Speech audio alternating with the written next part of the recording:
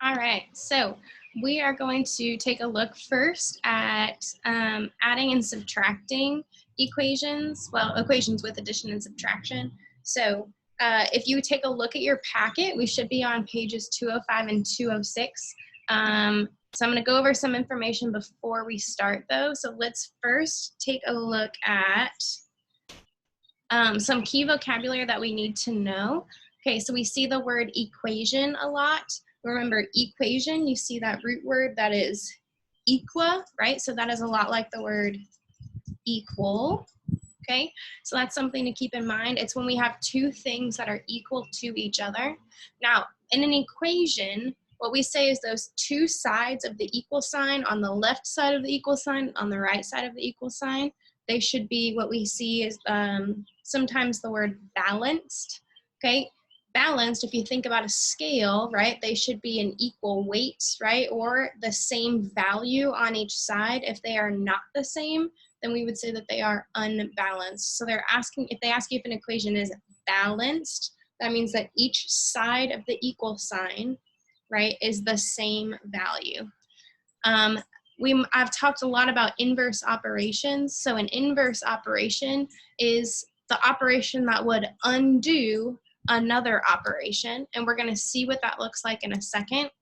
If you're asked to isolate the variable, that just means that word isolate. That's something that we should really know kind of a lot right now. We are all in what was called isolation, right? We are all in our houses alone with our families, right? That's kind of what isolate means. We are all isolated in our homes with just us or just our family, right? So when we're asked to isolate the variable, that means that we want to get that variable all by itself, right? So we have to somehow figure out a way to move those numbers away from our variable. And if you remember, our variable is any letter that stands for a number, right? So it could be X, but you could really use any letter. You could use a J for Miss Johnson, any letter you choose. And then lastly, some vocabulary we need to know is a solution. If they ask you to find the solution, what they want to know is what the variable actually equals. So if they say, write an equation where the solution is 8, they want to, that's pretty much the answer, right? So they're saying the answer, like for example, X needs to equal 8, okay? Your solution, your variable is going to be equal to that number, okay?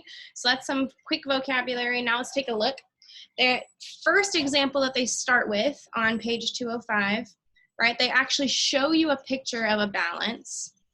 Okay, and I want you to be able to read that yourself, but they show you a balance where there's some stuff on one side and there's some stuff on the other side.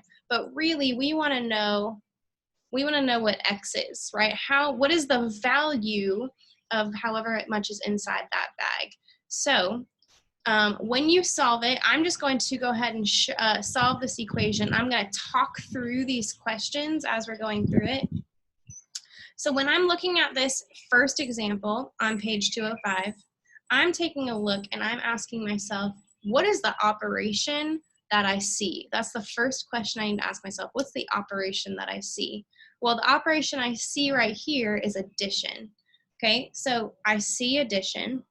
Now I need to ask myself, what is the inverse operation, right? Because I'm trying to isolate my variable, which is X. If I isolate X, ooh, I got a B.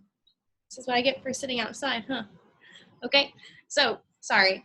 I want to isolate X, and so I need to ask myself, second question, what is the inverse operation of addition, right? We talked about addition. The inverse operation would be to subtract. So I need to do the opposite of adding 5, which is to subtract 5. Now, the third question that they ask you, if I need to subtract 5 on one side, in order to keep it balanced, I need to subtract 5 from both sides of my equation. That's the only way it's going to stay in balance, okay? Plus 5 minus 5, something we talked about in class is that makes a 0, right? That makes a 0. Plus 5 minus 5 is just 0. Okay, so what's really left on this side is now this is like X plus 0 equals 12 minus 5. Well, we know that 12 minus 5 should give us 7. Okay? That gives us 7. So now I know that x plus 0 is really just x.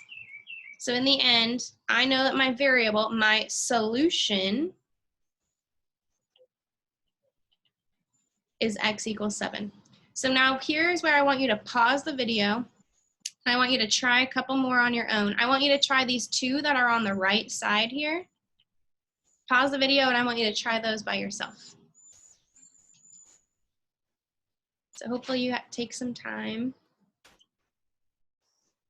Now, if you pause the video, when you're finished, we're gonna go over them. So let's go ahead and go over those. So let's take a look first at this top one. So you have x plus 3 is equal to 4. First question I ask myself, what is the operation that I see? The operation I see is addition. Okay, second question I ask myself, what is the inverse of adding 3? Well, the inverse operation is to subtract. So now I need to subtract 3. But if I subtract 3 from one side, I need to keep them balanced. So I need to subtract 3 from the other side. Plus 3 minus 3 makes a 0. So you can either write x plus 0 equals, well, 4 minus 3 is 1. Or if you don't want to write x plus 0, that's fine. Okay, but if for some of us, if that's helpful, go ahead and write that. But I know that x plus 0 is x, and x equals 1. So my solution is x equals 1. This next one is a little bit trickier, but you are doing the same that same thought process in your head. X minus 2, okay, what's the operation I see?